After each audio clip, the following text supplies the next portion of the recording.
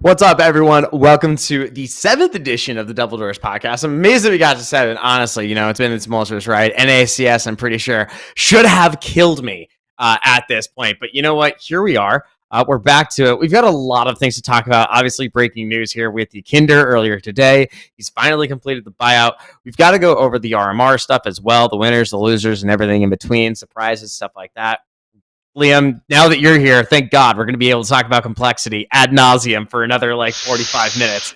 So we'll do all that. He says as wearing a FaZe hoodie. Lucas, still with the haircut, looking like an SDY lookalike. Very excited about that. So let's just get right into this first off. YEKINDAR, he's free. He's out of VP. I wrote about this way back in May. And I know I have the outline, and I know that we're supposed to get to the Ryan was right portion, way down the line after this, but I want to start off with it now because I'm very self-centered, so obviously. But I was right. The only way that they were going to get him out was if he paid for himself, and he's like, I'm out of my contract now. I paid for it. We're all good. We're all clear. It looks like it's going to be liquid. I was talking to a number of people today that all tell me that all signs point to liquid being there. They say that just because of the timing as well, with it being right before the major, it's kind of very easily clear that this is going to happen. So he's free. We should talk about this a bit because this is complicated. Liam, do you remember much about all the complications, or should I talk about how all the complications caused him to not be so free?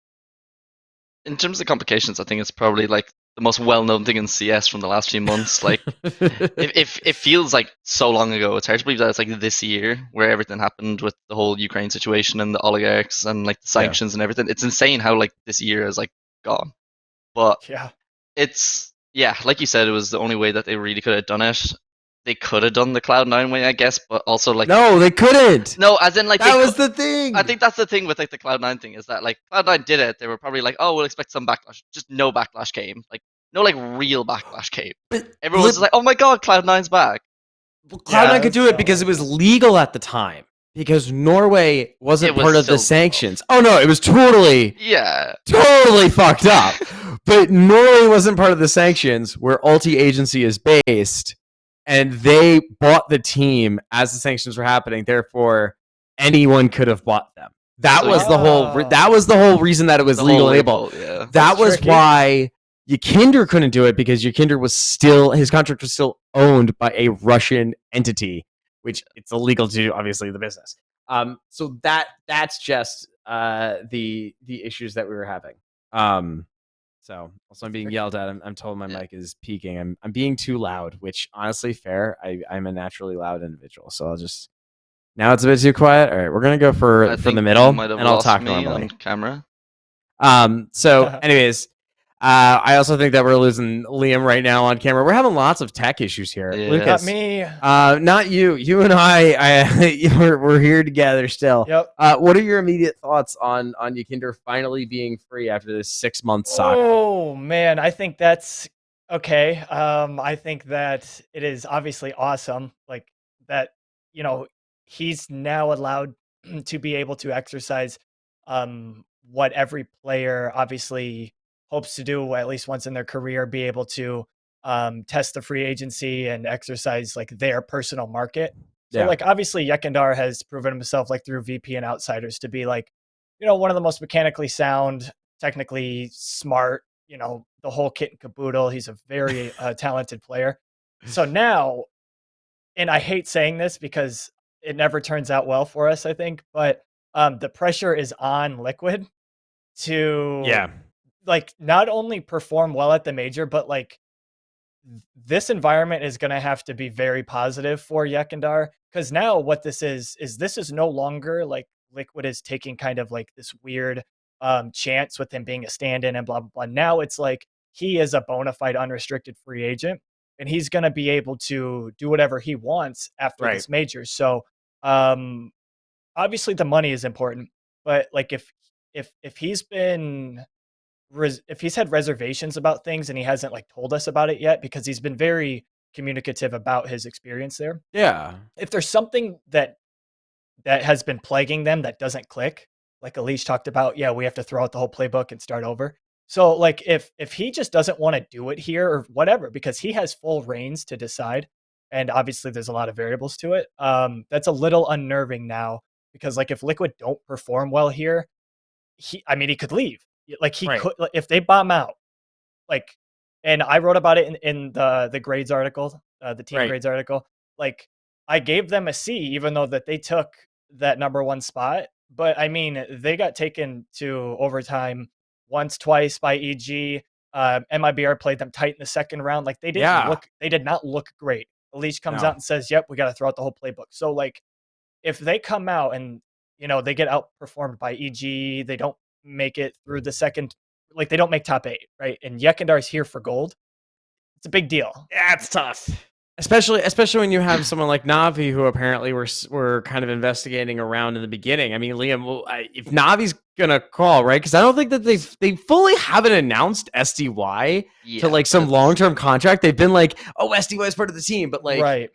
Is he? Like, do you think, like, what realm of possibility are we gonna say that YEKINDAR and Navi could be a thing if Liquid, like to Lucas says, if they bomb out? Yeah, I think Lucas makes a really good point with the fact that like it's all up to YEKINDAR now. Like you're free. You have the opportunity to go anywhere you want. You're like the most like in-demand player in the world. Brother, did you just change your mic? Is it bad? Oh no! It's because I reconnected the thing.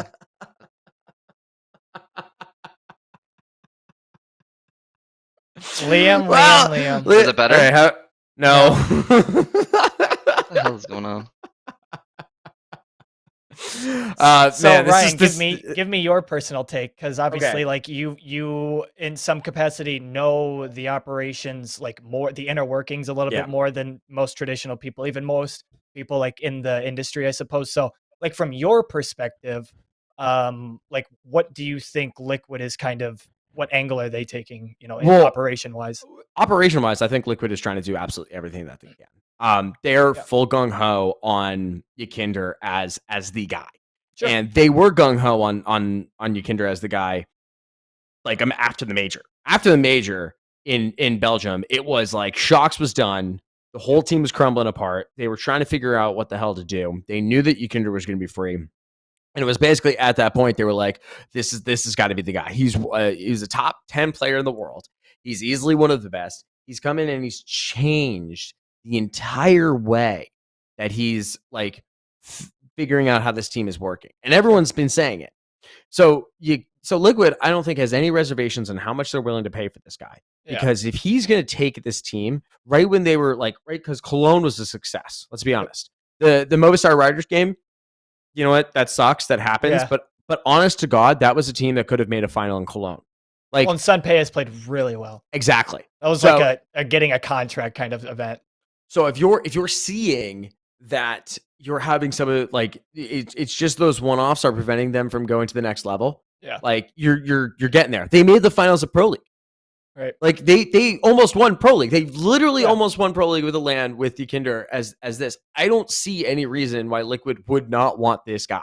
He's changing the way they're playing. He's ego to Liege off of his spots, off of his normal places. Impossible challenge. This guy is like coming in and completely reinventing the wheel here, which isn't his job. But he's doing it, and he's helping Nitro do better. He's helping Elise do better. He's helping the entire team do better. And this is a guy that's going to revolutionize the squad. I don't see, like, if they don't make top 8 at this major, I see that as a failure. Like, this guy is insane. He's going to help this team. So I don't know. There are some insane contract numbers that keep getting thrown out. Like, I've heard upwards of $50,000 being what his current like price target could be with them. And I don't know if anyone remembers, but that was what, like 50K was also kind of what ROPS was apparently being like offered.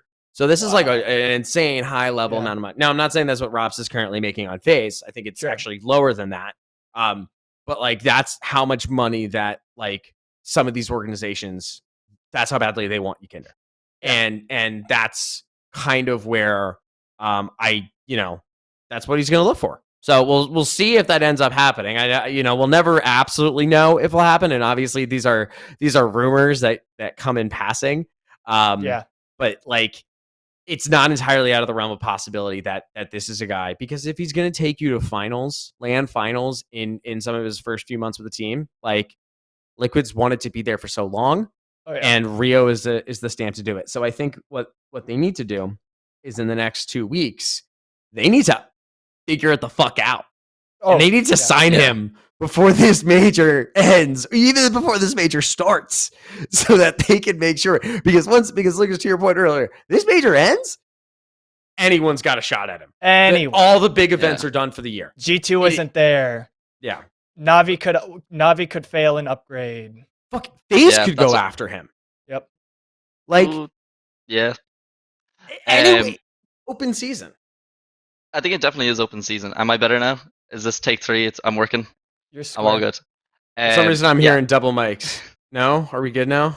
Yep. So the thing with YEKINDAR for me is that, like you said, it's his choice at this point. Like, I think Liquid and any team would be crazy not to just throw the bag at him and say, "Here, come play for us right now," because like, he just slots into pretty much any team in the world. Liquid, I think if this had happened around like Cologne or like that player break, I think undoubtedly he would have signed the contract. Like, he would have been no hesitations, whatever. Yeah. We saw the comments that he made. I think they were a bit like premature about like the fact that like they came back from Pro League not the same. I don't think many teams hit the ground running straight away after like a run like they had at Pro League where it wasn't expected. Yeah. So I think the thing with YEKINDAR is it's however much, like, if he has any reservations now, because like from being at the RMR, I know he was a bit under the weather for a lot of the tournament. He seemed a bit tilted. That was one thing that had me concerned, is that like I could hear him like shouting and stuff and getting like very kind of vocal, and like not in the best way, but I don't know. It's like it could have just been the frustrations of being sick. So I'm just like, if he's having these reservations now, or if that's even what's going on, that's like the only way that I see Liquid not picking him up, because like by all accounts they get along great in terms of like personality off the server. Mm-hmm. I think he fits seamlessly on the server. Like there isn't a major hang up. Like there's not one thing that YEKINDAR could say, unless he is just having these like second, like if he's getting cold feet basically. Yeah. Well, not only that, it's now, because before he had to curb the things that he may have thought were poor, like at Liquid, because he didn't have a choice. Right. Because he was locked up. Now that he has this like miniature taste of freedom, you know, maybe he gets online, looks at the phone, looks at his phone, looks at all the little Twitter comments, all the little Reddit and he's like, maybe, you know, and then you start to think, well, you know, maybe I could be, I ego to Leash, maybe I could ego Nico, maybe, and then all of a sudden the things, it's just, I'm not saying, I'm just saying we have 2 weeks until the major. He's going to have a lot of time to himself to think about this. He has not had this taste of freedom, and he probably did not think he was going to have this for a long time. So, like, well, it's been such a long time. It's been such a long time. So, everything is magnified now. Everything, every little call, every little like gasp and wheeze and sigh that any player does in the server, every micro thing that he's annoyed about now is going to be like, well, now I have this chip. I can leave now. Yeah. I can do whatever I want. Yeah. Because before, the biggest thing before was that like Liquid wasn't paying VP for YEKINDAR. Right. No money could change hands. It was, he is being voluntarily allowed to play specifically only for Liquid. That was kind of the agreement. That was kind of the existence of that. So so he really, like, other organizations would have had to go ahead and do something. It wasn't that he necessarily got a whole pick of the litter. So that's kind of where things are at. But there's like maybe 8, 9, 10 players that can look right now. Like they look at that article and they're like, oh, I'm safe. There's like maybe 8, 9, 10 players. Yeah. That are okay. I'd say even less, maybe. Maybe less. Yeah. I was just maybe being a little fair because of positional, but seriously, yeah. Yeah. He could replace anyone on any team at any time. And I think he's honestly, the way that we have praised him so much, and the way that we've done calls, he entries. Like what this guy could do everything. Yeah. I think honestly, if Carlos was still at G2, they probably already would have flung the bag at him after that performance at the RMR. Honestly. Yeah. he probably would have quote tweeted the HLTV article by now and been like, "How much do you want at YEKINDAR?" Yeah. Like honestly. And then once he signs him, you know, who else is he's going to start? Carlos would start partying with. You know, what? I'm not even going to go there. I'm just going to let that one go. Let's not. This is an A podcast. I'm just going to let that one go. You all can. Ryan loves the fan. I would say. I love to fan the fire. So obviously that is the biggest thing. So there was the rumors in I think back towards the summer, there was an interview that Play GG did with Nexa, where Nexa was like, yeah, so we tried to get him on OG. Turns out his buyout was like $1 million. Now, do I believe 100% that his buyout was $1 million? Honestly, no. I don't personally believe, like at the end of the day with him buying himself out, don't believe it. Right. Not for a second. 1 million rubles, maybe, but like $1 million, I don't think so. They didn't necessarily sign him when he was the best player in the world. They signed him when he was like good. He was coming out of Pro 100. Right. It wasn't like anything crazy. And then he was like, oh, turns out now I'm the best player in the world. And everyone's like, oh shit, you are. Fuck. And then so I just don't see it being that high. And also like I don't know, like $1 million just seems crazy to play. I don't think we've had For like the highest one was Cold Zera. Cold Zera paid part of himself. Cold Zera I think Cold Zera actually ended up being less, around like 800,000. Yeah. And he had the same with Device. Device was like supposed to be 700K. And the funny thing for both of those guys is that they also had to pay part of their own buyouts to go to their new teams. And then coincidentally, both of them are left. Yeah, and it didn't work. The most expensive transfers, not even making it 2 years on their new teams. I love it. It's amazing. I think it's the pressure, man. I don't think. I just think people are. I don't know. Let's definitely not go down the Device hole at this point. Yeah, let's we will get way off track. That. We can do better on that one. No. See, the thing is with that YEKINDAR buyout is we don't actually necessarily know if he did if he re-signed or renegotiated his contract after like the first one that he signed with VP. It's fair because like I'm not sure. I'm not privy to like how long his current contract is, but I'd imagine if he was like thinking like I'm going to be here for a while, he probably did sign an extension at some point. If like he was worried that he was going to be on the bench for a long time, if no teams were going to be coming to pay a buyout for him. So right. So that's the only way that I would look at it. I think you're probably worth $1 million, honestly. Well, my thing is like, sure, like super good at Counter-Strike, but like I don't like, is YEKINDAR worth that like market value wise? I guess like where did these players draw the return? I don't even want to talk about. There's this website that's coming out, which is like, oh, here are the new market values of players. Now the thing is, I don't know the name of this website, which is great because I don't have to like call them out and publicly shit on them. But they're coming up with these numbers, which just seem absolutely outrageous and not respected to like market standards. Like, let's put something in for reference. Cello was $300,000 from MIBR to Imperial. That very sizable, but also for the kind of player that he is, where he was a primary caller, where he is a out of this world fragger for the Brazilian scene, like a top 10 player, probably carry them to this major. What? Oh yeah, he was the whole reason that Complexity lost. Yeah, it was Cello.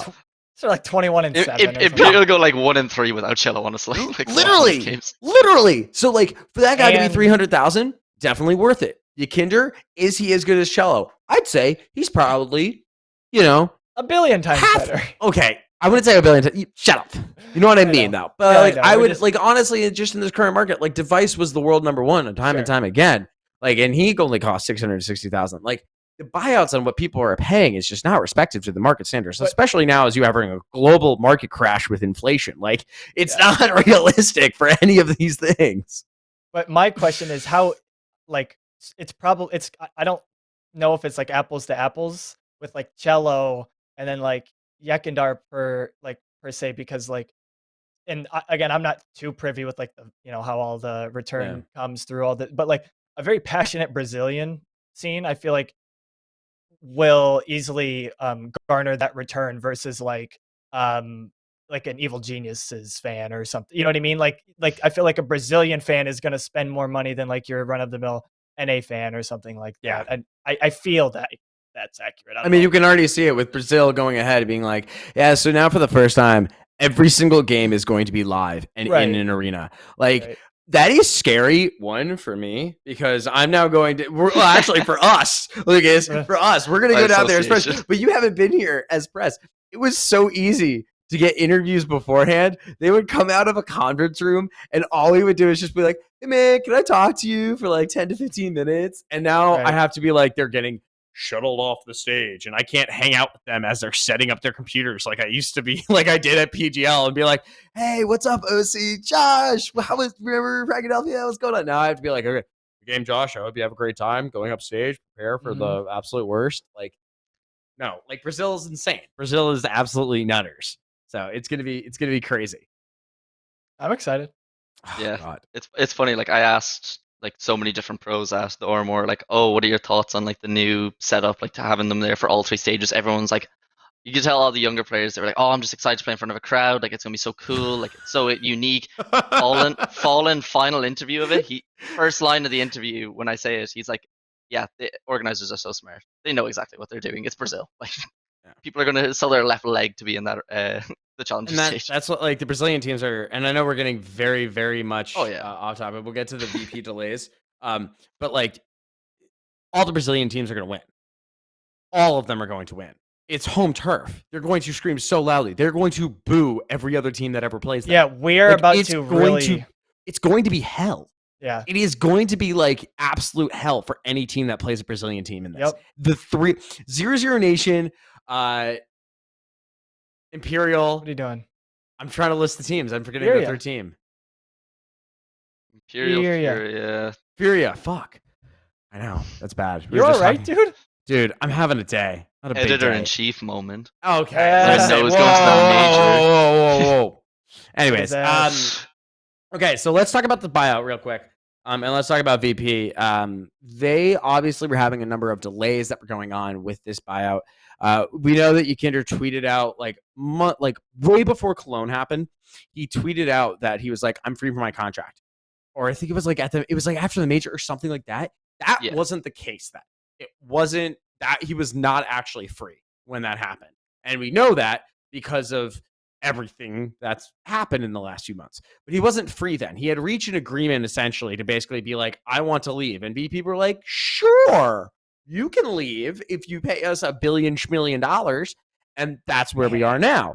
And so that's been the process there. So that's what's been happening in terms of that, and why there's that callback in his tweet of where it is like, "Why didn't this happen?" Like, I started the process because of complications, and then the transfer. Finally, the transfer away from a Russian entity, which is what's alleged. But apparently there's a lot of confusion because apparently the new Armenian guy actually only owns the trademark to the name Virtus.pro, not the actual entities and the assets underneath it, which is causing lots of confusion with entities, because the Russian entity is a publicly traded organization, and that if they are going to sell any of the assets, they have to publicly declare it.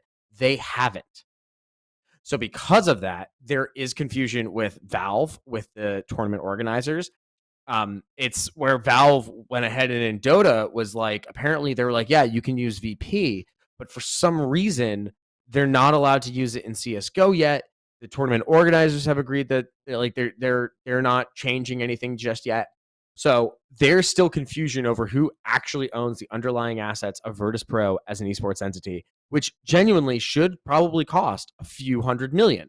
No one knows who the fuck this guy is that came in that bought it. No one knows him. He's like, I'm a retired contractor, and I had a contracting business. Everyone's like, who the fuck are you? Like, he just comes in here and is like, well, I like esports and I'm gonna do it. And it's like, what do you mean? What do you mean you like esports and this is a thing? It doesn't make sense. Our good friend of the pod, Luis Mira over at Deserto, did this interview, and he was like, who the fuck are you? And he's like, I'm just here. Got a business partner that did a lot, but I'm running the show. And it's like, for the vibes. I'm just here for the vibes. Pretty convenient for VP. Yeah. It sounds pretty fucking convenient. Like the guy who is not allowed, whose like affiliation is forcing VP to not be allowed. It seems pretty convenient for that guy. Oh my god. He's just like, dude, can I loan you this money? You can buy it back from me with my money. you can be the owner, and then we'll just throw the logo back in the games. And I'm like, yeah, sure. It's just so stupid. Like, No, the whole thing is weird, and he says that that's the. Now listen, do I believe that that is a reason for why his issues have been prolonged? Absolutely, I believe it's been that, and I believe it's been him trying to like figure out how he can get his way out of the contract, because everyone knows the writing on the wall is that VP's never seeing a cent from Liquid or any other outside entity due to the sanctions staying along. I think they were hoping, and maybe they were waiting out to see if the war would end and stuff like that. But obviously, because Russia's invasion of Ukraine has continued and will continue for the foreseeable future, because on this podcast, Putin is a fucking maniac. Like it's not ending. So that's clearly what the resolution is here. And I think that's why it's just been taking so long. yeah, That assessment. makes sense. No notes on that. No, I mean, you're the money guy, dude. So God, Yeah. don't say Pretty that. bang on, honestly. All right. Then let's move on to the RMR winners. Yes. Let's do that. We've got a few. good stuff. I want to hear from you guys because I've been talking so much about the YEKINDAR situation. So you guys need to give your expert opinions. Liam, you were there, so you tell us who are your winners and losers from that. Who's impressed you the most? Impressed me the most, I'd have to say 00 Nation. Honestly, I'm so high on the 00 Nation team like I've been high on them for a while, and I think that their performance at this RMR really kind of like cemented that for me. Like I was impressed with them at Cologne. I was like, I can see what they're trying to build here. I really like what Taco's doing with them. I think he's evolved so much as a player and as a leader. Like you can really see that he stepped into that role and he's like owning it now. Like when I interviewed him in Cologne, he's like, these are my guys. Like they're my players. I'll do anything for them. Like he's a real leader, and I really love that from him. The three youngsters just insane. Like I was when we were going into it, like some people had them like 50-50, maybe go through. I was like undoubtedly they're going through, and they went through 3-1. Oh yeah, baby. Like I think their performance against it was Complexity. I think I was really impressed by. I didn't actually have them backed to go through over Complexity, even though I was high on them at the time. I was like, Complexity are just like playing so well at the moment. Like can't really see this going against them. And Hockey said to me, he's like 0-0 going to win this game, and I was like, I should have believed you. So yeah, they're probably my biggest winner, honestly. Liquid got the job done. EG, I think, took a lot of people by surprise going 3-0. Probably not the most difficult run to go 3-0 by comparisons, considering the fact that Complexity had to play Liquid and 00 Nation, two of the top teams that were there. But look, we said the same thing about Lucas. You did a quick thing. What was their strength of schedule on that? I'll let Liam finish, and then I will just. We'll get onto that. Okay, yeah. Sorry. Yeah, no, I just thought it was interesting that it was Liquid, Complexity, and 9Z EG. Obviously, like the way that things worked with the seeding and stuff makes sense, but I don't know. We said the same thing about Complexity in EPL. We said the same thing about Liquid at EPL. You play whatever's in front of you, and they got to the major. Like played for a spot at Legends, and I think a lot of people would have had them written off before this RMR. So yeah. No, I think that's good. Lucas, what about you? Who were the winners? Who were the losers? You did your whole article on it. Do we want to break it down on who your absolute winners were? Yeah, I mean, for me, it's like I don't think anybody looked worse at the RMR than MIBR. Like I would call it borderline abysmal. Like I think they were just awful. Jesus. I had a few people comment to me like when I did my stack rank, I had them as dark horses. And I had a few people saying like swap out 9Z, swap out Pain. Yes. Like, I remember that. Yeah, after the pod. Yes, MIBR should be room for two. And like I didn't even have that conversation because I so firmly believed in like Cello's ability. Yeah. And the shifts that they made and everything was just so much at such a short amount of time. And they don't have the same level of just experience. Like Fallen could just piece together 4 random people and like get a team going like in 2 weeks, because he's just been doing it for so long. Yeah. So like, yeah, MIBR for me abysmal. Like, and they did not even have a hard schedule at all. Like one of they did have to play Liquid, but like you were saying, but that's it. They lost to Isurus, they lost to ATK. They beat Oplano, which like great job. Congrats, you beat the team that KNG could muster together. Like I'm really proud of that. Yeah. For me, like Complexity, I don't really consider them losers. Like they played basically a major at the RMR. Like they played Yeah, 00 Nation, who I think is a top 3 team here. I like Imperial obviously like limped through with Cello, but like yeah, I don't think Complexity is a big loser. But the big winners for me, EG, specifically Nealon, Yeah. looks amazing as a caller. Oh yeah. 9Z failing to get try back from 00 Nation and then beating 00 Nation was fucking huge. Fucking humongous. Who is their new guy? Don't they got that new guy from their academy, Buddha? He was popping. He was popping Sure. off from time to time, absolutely. right? Liam, you want Absolutely. to talk about Buddha a little bit? No, I just thought it was funny. David did an interview with one of the guys at 9Z. They were like, Buddha, he's like a Buddha. Like, he's calm. He's like, he's chill.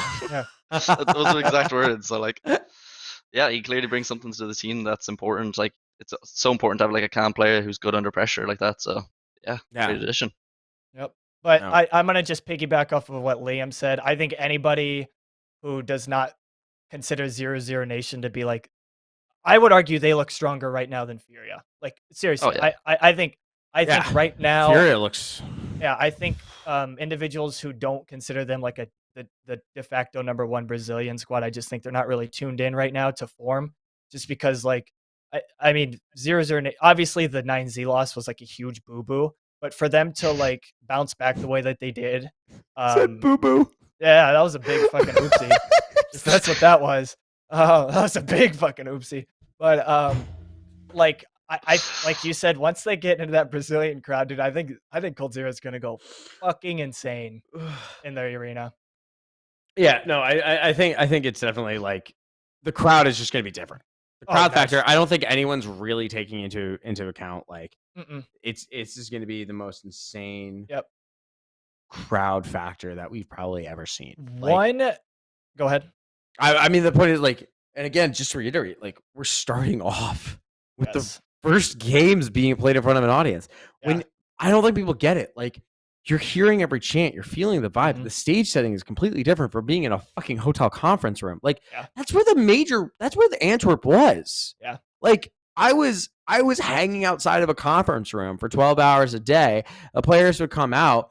They're not hearing screaming fans. They're not having their games shown up on the screen. Like they're obviously all the Brazilian games are gonna get thrown up on there. And obviously not every game can be shown because they're doing so many of them in this Swiss system. Yeah. But like when you get down to probably, because when do they start? They start like on a Monday or something, right? Like so it's the Wednesday. I think it's gonna be like the Wednesday and Thursday games of that first week. Well, round 4 and round 5 games. When you get down to those elimination games and those BO3s, those are going to be in front of the stage. Those because that's when they just host it just 1 and 2.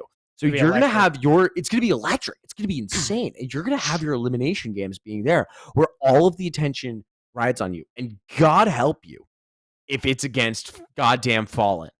Yes. The complexity, like that complexity RMR, the complexity RMR game, that's not as close as it is. That is Imperial by a fucking mile. Oh, God, yeah. Oh, and steamroll complexity done. If that's in front of the audience. I don't think and this crowd factor if you they have place well to here, take into account. If they place well here, I think that's it. I think. Well, what are the opening matchups? EG has some insanely good first round matchup that they're playing. IHC. IHC, yeah. The guys that complexity managed to beat with that mess of a lineup. And then they beat IHC, and then they proceeded to not win a game for like 4 months. Series, yeah. Oh my god! Their first win back was beating Navi, which, by the way, was fucking hilarious. I think we all do that. I have one major wish for this major. Which give me Imperial 00 Nation on the stage. Give it to me. I need it in my life. Gaules would be it would be Scrooge McDuck up in fucking Gaules's house after that game. It would pull in so many viewers. Dude, his Twitch stream would have like 750,000. So the first round matchups that we're gonna have for the major are gonna be this. This is what we're seeing on Halloween, spooky season. Mouse and Outsiders. It's a good game. 9Z versus Gamer Legion. Bad News Eagles versus 00 Nation. OG versus Greyhound. Big versus Furia. That's That's a trap game for Furia. That is. Well, Oh yeah. no, I- that's big. Big win that. Yeah. That's what I'm saying. Oh yeah. Okay. Like it's a trap for them. Like Oh, people yeah, will yeah. look at that on paper and be like, "Oh, Furia, blah blah." But man, they do not look like Chaos Dorado and Yuri cannot get on the same page. And then the Titans. This is the best game out of this first round one. Can you guys guess which one this is? Vitality Imperial. Yeah. And Vitality Imperial. Fucking Zywoo and Firework. Fallen. This is that is going to be on stage. That is going to be a nightmare of a game. And then it's Cloud9 Fnatic. Like it's gonna be nuts. It's gonna be really, really nuts. I think that 0-0 Nation Bad News Eagles game looks like a banger as well, considering like Bad News Eagles are like notorious for being super, super loud, super, super brash in the way that they play, the way that they celebrate. They are going to be the villains of this major if They've they got beat nothing to 0-0 lose. Nation. Oh yeah, they've got nothing to lose, and like they're going to be the villains of this major if they take down 0-0 Nation because they're going to celebrate hard after beating them. Narratively, God, it will be so exciting. It's going to be so exciting to see exactly that. Who pushes back against the energy and actually takes it to like just cuts through right through like a knife through fucking hot butter and just Heroic. Like it's gonna be heroic. Like teams like fucking Gamer Legion, BNE, like they have nothing to lose here. Like this is so I don't know. We're gonna be a little surprised. On the topic of like we are so adamant about like this Brazilian crowd. Some of these people are like fuck that. Like they're gonna be unfazed by that and just they might feed off of it. Yeah. I think that's a big thing. We don't have enough villains in CS. You know what? We don't. The crowd in Antwerp hated heroic, and that's in Belgium, one of the most like neutral countries for Counter-Strike. It's so funny. Cadian is going to shush the crowd if he beats Fallen, and it's going to oh my god. Yeah. They're going to need to like up security. Yeah, it's gonna be bad. All right, so for me, I'm bringing it back to the RMR winners and losers here because again we're getting off track. My winners definitely are EG, and I think the EG organization overall, number one, absolute winner of it. They come in, they stomp 3-0, they push Liquid to the brink for getting to qualification. They didn't need to do that. The minimum that everyone expected out of them was to make it through to it, and if they didn't, that would be a failure. But they've proved everyone wrong, and I think we all like. I made fun of him in the beginning, but I've recently now become the EG defender on Twitter, which is really great for the brand. I became a simp, and I'm not a simp. I normally make fun of people, and I have been reduced to defending these people. So that's been tough personally for me and for the culture. But yeah, I think EG are the biggest winners of this. I think they showed up. They showed everyone wrong. I mean, Vorborg has now made it back-to-back into a major with 2 lineups from the open qualifiers. Like, he's good. He's a wizard. He's good. He's good as a coach. What he's doing is good as a coach. He obviously has a method. He was a former co-owner of Flames. He became a standing coach, and he's been coaching that. You know what? Like, I don't know what he does. I don't know how he's been doing it. I'm excited to learn more when I talk to him again because we had a really good interview last time. Like, we've just got to figure out, like, he's clearly doing something right. And then for the players as well to take risks on Neelan, who's now become exceptional. Cirque got a little unlocked. We started to really see what Cirque can do.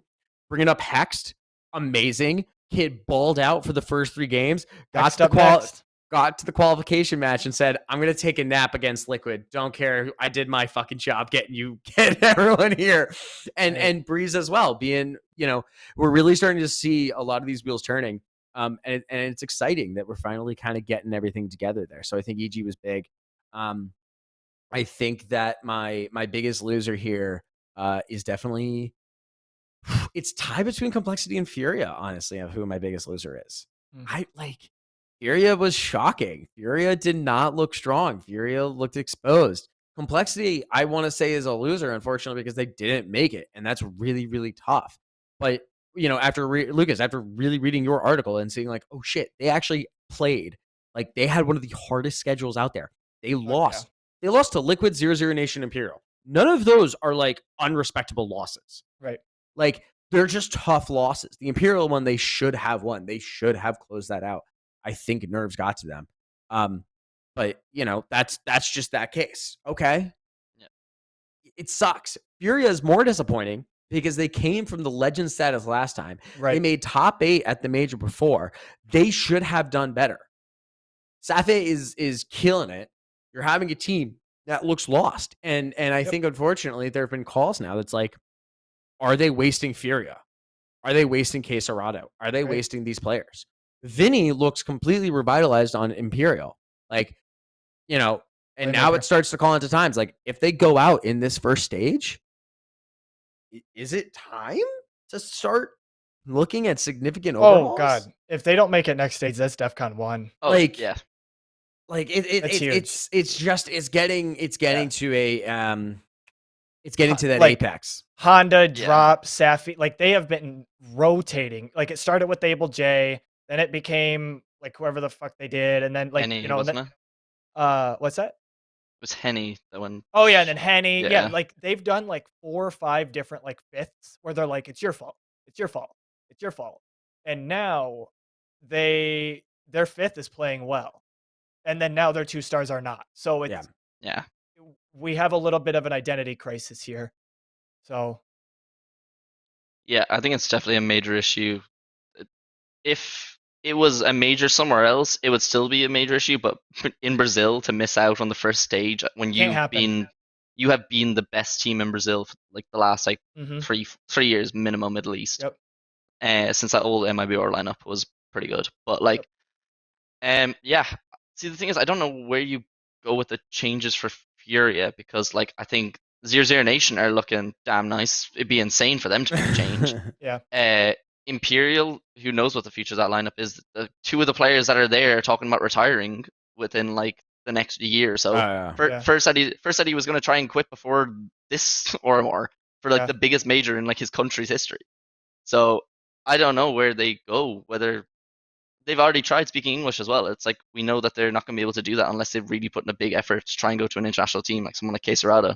So that's the thing. Is like it's all well and good saying that they need changes, but where do those changes come from? Oh yeah, so. And that's going to come down to like managerial philosophy. Devil you know versus devil you don't. You know, like if they on the theory of like becoming a treadmill team, do you grind it out and hope you find that peak, or do you try and find like a blossoming talent and kind of just hope lightning strikes sort of thing? So I don't know. I don't envy an organization like Furia right now, just because like it's the same thing with Liquid. If YEKINDAR leaves, we're on thin ice here as far as talent because EG got swiped everybody up. They'll have to go crawling to EG saying, "Hey guys, do you have any of those NACSGO players?" They're like, "Sure. How about out of 12 times markup?" Go sign Nico and tell him that they'll get him out of an RMR. Yeah. Oh my god. All right, let's move on to the best players at the RMR. Yep. I think we had a few NA players. We've kind of already briefly mentioned it, but we need to give a huge shout out to George from NA Rops. The NA Rops, dude. What the fuck? I was sitting next to Prof when he did that interview with Sempis. Really good interview. Go read it. Like I think Sempis is one of the most insightful people that we have in the scene. It was funny because like the title, you're like, oh, how is he like the NA Rops? Like it's the guy's called George Snorts. Like, come on. But like the way that he played at this tournament, and like he even like he goes into more detail. He's saying stylistically, like he's like George looked up to Rops. Like he like looks at his style. He tries to model himself around it, which is like the damn good player to try and style yourself around. Yeah. And like if you can pull it off, then that's something special. So yeah, I was hella impressed by his performance here. I just wanted Danny to knock out Fallen because that would have been hilarious.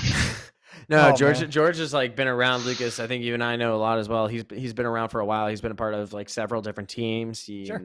And you know, I think this is now with Nouns, he's really getting the exposure that he needs, and this is the biggest stage that he's ever been at. And for him to not only be at the most intimidating stage, but to excel, is an entirely different level. That is extremely rare, and I don't think that you really get to see that from young players like him. I think he's 19. He's young. 19, yeah, something around there. So like for him to be able to do that, I just think is huge. And I think that's something that like, you know, we've got to commend. And what exactly were his ratings as I try and stem on my way he ended up like top 8, top 10 maybe. He was like around the 1.20 area. 1.21, yeah. Fucking unreal, dude. Yeah. Unreal. He wasn't 1.21 with a team that didn't qualify as well, by the way. right. And Right. he wasn't like quite the highest NA player. Obviously, like Elise really popped off, but yeah, certainly. Yeah, I think what we got out of George, which is what I appreciate, like when you see a pop-off event, you didn't just get like just the flashy like double kill like on fucking Vertigo B site coming off like 2 flashes behind him where it's like all properly set up for him, right? Like we saw the 2v1 clutch against Oplano when like they blew an anti-eco and then like he pulled it out for him. We saw like clutches against Imperial 1v1s. We saw like dominance against multiple teams through multiple elements when it was set up for him, when it wasn't. It wasn't just like everything was catered to him and like it wasn't deceptive because there was some back pushback, you know what I mean? So obviously the initial loss to EG like set them back, put them down a spiral, but and he didn't like end very strongly. But this like in between was like just pure brilliance, like honestly. And going back to like I think I might have put it on the top plays of the RMR, I don't remember, but like he had a clutch on Vertigo that sealed the series against Oplano, and like that shit was money. George arrived like in that moment. It was like a bit, in my opinion, that was a big moment for him at LAN, foreign country, first time. It's his third LAN ever, and the other 2 were Fragadelphia's. So that's one of those moments where you're like, I know it's a weaker team, Oplano, but doing it is huge. So no, and I think doing it against international competition is huge, right? Especially if you're only really playing against NA stuff. To do that is crazy. So yes, it's a lot different than Fragadelphia. Yeah. All right, so that's mine. I think we also talked about some of the South American guys that were huge. Skulls, DJT, and then Nealon as well. We've talked about Nealon. Good at finding these players. Furia needs to hire some of their talent scouts. Seriously, Zevi and Skulls are unreal. Well, I remember. You know what the problem is now? I'm trying to think again about who they benched for Skulls and Zevi, and I was like, this was a mistake. I don't think they should have done it. And now they completely proved me wrong that I can't even remember who they benched. And now I'm like, Skulls and Zevi, baby, let's go. I can't remember it was Nekas and who else? Oh, that's right. Nekas and Nithon. Nithon. Oh, I actually do. I still believe in Nithon. I will say that I still believe in Nithon. But honestly, Skulls and Zevi coming out and performing the way they did. I was shocked when they removed Nithon. That one never made sense to me. But now it does. Nekas, sure, whatever. But Nithon was like, oh yeah. That was the one I was upset about. Sure. Yep. Yeah. I will concede. Listen, I think at the time it was still wrong. And they just proved me wrong. So you know what? It happens. We're allowed to say that we are wrong as pundits. That will be wrong, but then like try and like tell you why. Yeah. He's like, I'm wrong, but like I was right like that. I was right. In a sense, I was right, but I was kind of wrong, but I was mainly right. You guys sucked in the moment, but you're lucky it panned out. Yeah, I think they really pulled off something special bringing in those two. I think Hawk made an interesting point when I was talking to him in the presser room about Pain. He's like, when you put Pain up against a team like an Imperial or something, like you can kind of see like they're inexperienced. They're a bit more timid. Yep. He said exact words of Hawk Marks. He's like, give them some NA no-namers from ECL, they'll beat them no problem. Yes, it's definitely, and that's how Team 1 is too. It's super inconsistent, and that's the thing. And we've seen this for years with Team 1. They have like 1 or 2 really good players. They can't muster up like a good string of events. And then those 2 or 1 players go. Yeah. And so like next, Malbs is at Stockholm. They're trying to go to Rio. And the headline is, I'd play for a North American team. Like, what the fuck is going on, dude? What? Yeah. The problem with Malbs that we have is that Malbs lives off the hype of his highs. When he has his highs, he's literally one of the best players in the world. And that's why 0-0 Nation wanted him. Malbs is now having a problem with consistency. He shit the bed to start the Rio. Yes. Road to Rio. Yes. And it's really bad. Right. Like he's now in a organization with the team that should elevate him forward. He has TRK. He has Maluke back. Pesa. All these guys. They're there to push him forward, but for some reason he's not there. And it hurts because you know how good he can be. But his floor is so low and his ceiling is just so damn high. And he just constantly goes up and down, varying in that. And I think that's the biggest issue there. And I don't think that he can find another team until he can have a lower ceiling. That's fine. But if teams can know what he wants, then they'll go after him. But now they don't know what to get out of him. You want to hear this? Oh, go ahead. You go, and then I'm about to hit some numbers. Yeah, the one thing I'd say with Mobs is I think for here especially, I think his nerves really got to him. Like there was one of the games, I think it was against Imperial on Overpass, if I remember right. Okay. And it was like they were on an eco or something, they were winning it, and then just inexplicably Miles just swings the corner and gives his life away. The round's over. They lost to an eco, which pushed Imperial through basically. Right. And we were sitting in the press room. We were like, of all the players, you'd expect Mobs to be a lot calmer in that situation and like really kind of like hold and wait, like have a bit of awareness around him. But it just seemed like it really got to him. And when he talked to David, like David came out of the interview, he's like, that guy is so sad right now. He knows that he's like letting his team down because he's supposed to be the star factor that's putting them through. Apparently he was like absolutely gutted. Like he did not hide his feelings, which is like, he's a young guy. Still give him time. I think he's like 19. He's 19. Yeah. It's just tough.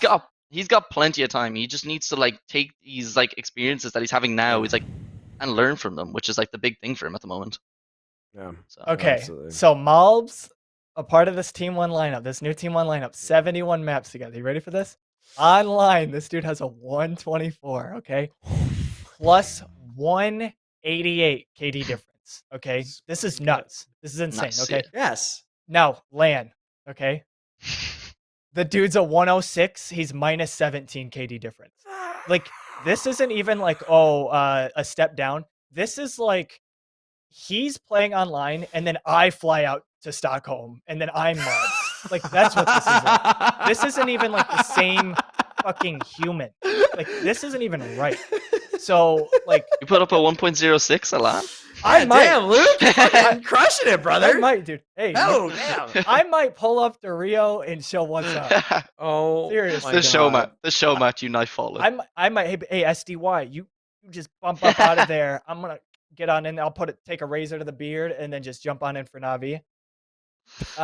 So, but like honestly, like yes, he is young, and I know everybody develops differently. But if he's talking about like, oh, I'm going to go to a North American team, him individually, he's got to figure that out as far as like the pressure and stuff, because we don't deal well with pressure on this side of the world when it comes to Counter-Strike. No. But then specifically, if Team 1 is going to rally all their resources around him, they need to figure him out, because this cannot fly. Yeah. No, especially after this partnership that just happened, and apparently like they're getting a massive influx of cash and stuff.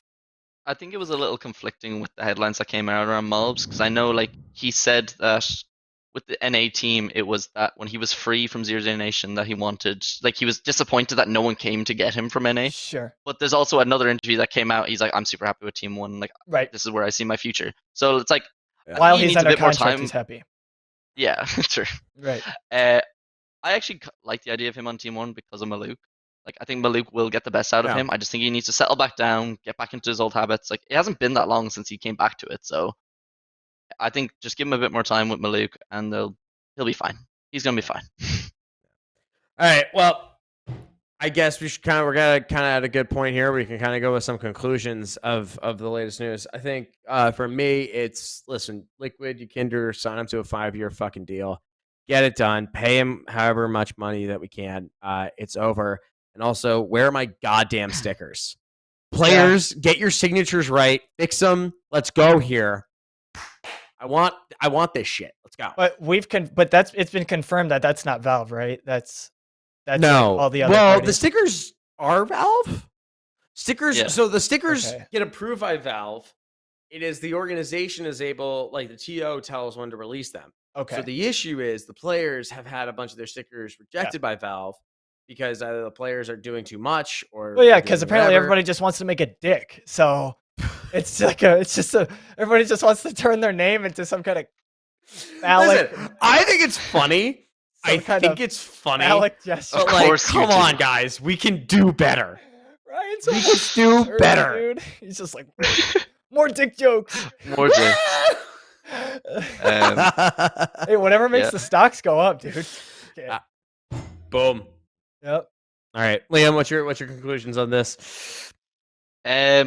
Probably the most excited I've been for a major in so long. Like Yep. when I was Really? when I was leaving Stockholm, I was like so depressed that I'm not going to be in Brazil. I'm like, this is going to be like one of the hypest majors I think in a while.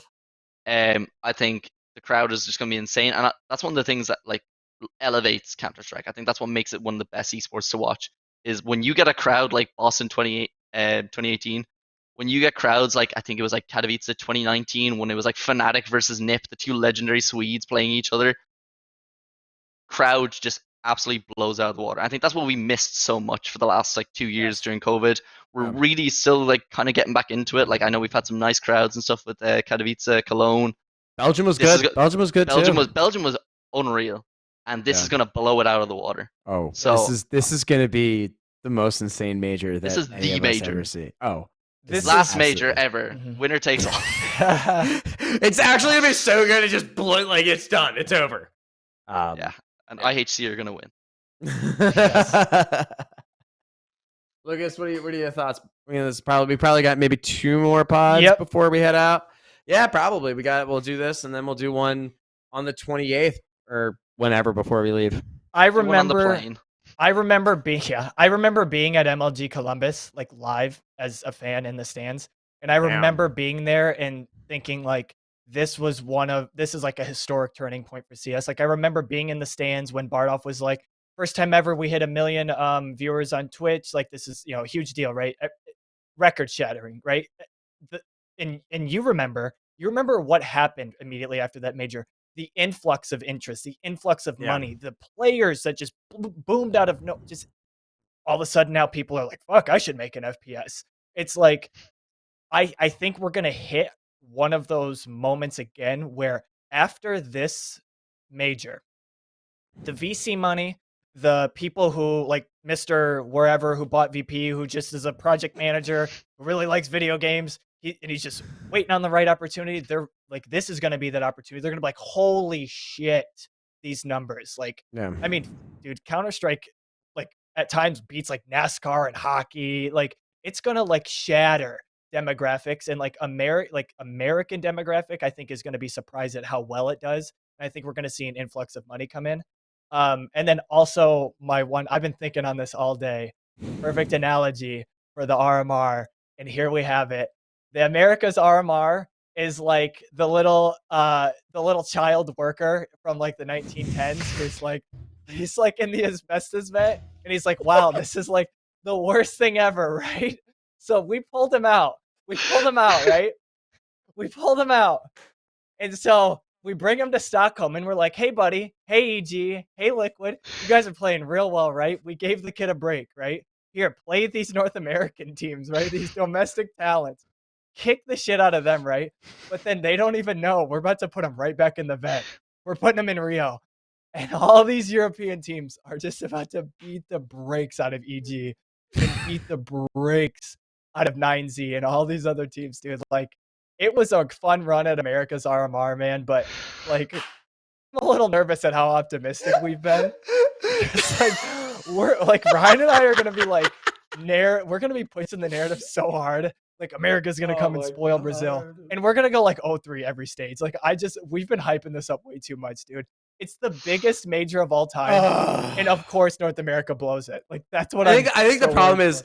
I think the problem is we won't really get a lot of winners because we're gonna see fucking Liquid come in at the top 16, and like that's our only shot. Like that is literally our only shot. They're gonna come in at the top 16. They're gonna go 2-3, and we're gonna be like, all right, that was fun, I guess. Well, it's like what you said. It's like Imperial should never beat Liquid at LAN, right? But we're gonna be surrounded by like the whole country of Brazil. So like Liquid's gonna choke, and then YEKINDAR's gonna leave, and then we're just gonna be destitute.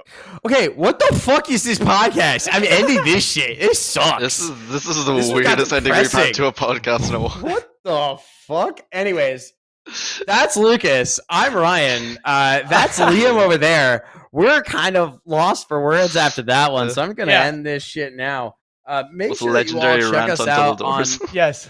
check us out on dust2.us. Check us out on the podcast We- too, Anchor, wherever you get it, the I'm just- YouTubes. It's all just jokes. We're gonna win. We're gonna win it all. Listen, They're we're gonna gonna win win it the all, major. including the. We're gonna do that. Make Like, sure, actually, you guys. Hold on. Let me do my run there. Let me do my run. We're doing. Listen, Okay. go to the podcast, download it, Spotify, iTunes, SoundCloud, wherever the hell you get your Google Yes. Play. Leave a rating, 5 stars. Give a comment. Boost our ranking, helps us out. Make sure on YouTube, hit the like button, comment, subscribe, do all the best things. And then for Twitter, follow us at Dust2US, and make sure to check out the website for more extended coverage. I'm Ryan at Dust2, Slevo CDS, Lucas at Dust2. Lucas, what's your final word? Actually not trolling. Actually, your final word. Yeah. I'm really excited about Evil Geniuses at this event, and I think they are going to surprise out of all of the teams that we've talked about today. I think they're the ones where we're going to have the most to talk about. Okay. Liam, your last words? Evil Geniuses are gonna bond the major and sign YEKINDAR. What the fuck, dude? I'm joking. Evil Geniuses are gonna do well. Liquid go top 8 and YEKINDAR signs. Liquid go top 8 and YEKINDAR signs on a 3-year deal. That's it. All right. Yeah. With that, we want to thank you all for watching. We want to thank you all for listening. Appreciate it all. Make sure to tweet at us your opinions and tell us when we're wrong. With that, we will say goodbye and we will see you next time. See ya.